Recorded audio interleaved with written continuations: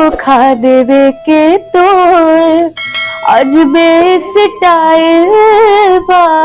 एक वीडियो हो अक्षरा सिंह जी का जोन की हम देखे तो हमें लगल कि अक्षरा सिंह की आज भी पवन सिंह का कमी महसूस होला। पवन सिंह की याद में अक्षरा सिंह आज भी हैं।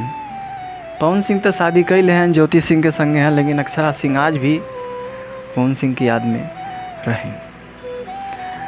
कहीं प्रेम ही ऐसा चीज़ हो कि आदमी के आदमी से अलग ना हो दे, लेकिन ओकर याद हमेशा रह। तो भाई यह सब बात हो। अक्षरा सिंह देखा कुछ का कहत हैं तनी उनका बतिया सुन ला। हम तो कहते यार बस सुन ला यार, हमारी वीडियो देखा तो सुन ला। धोखा देवे के तो अजबे स्टाइल बा।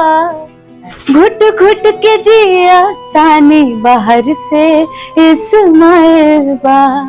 देखा ना अक्षरा सिंह के हर एक आवाज़ में, हर एक बात में बस खाली पवन सिंह का याद हो, पवन सिंह की बातें। अक्षरा सिंह का मतलब का कितना बखान करी। बिहार का शेरनी जी के कहल जाला। थोड़ा सा वो सुना।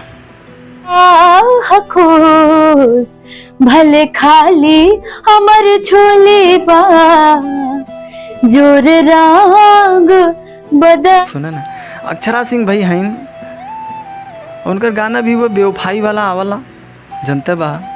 चले वाला बेवफा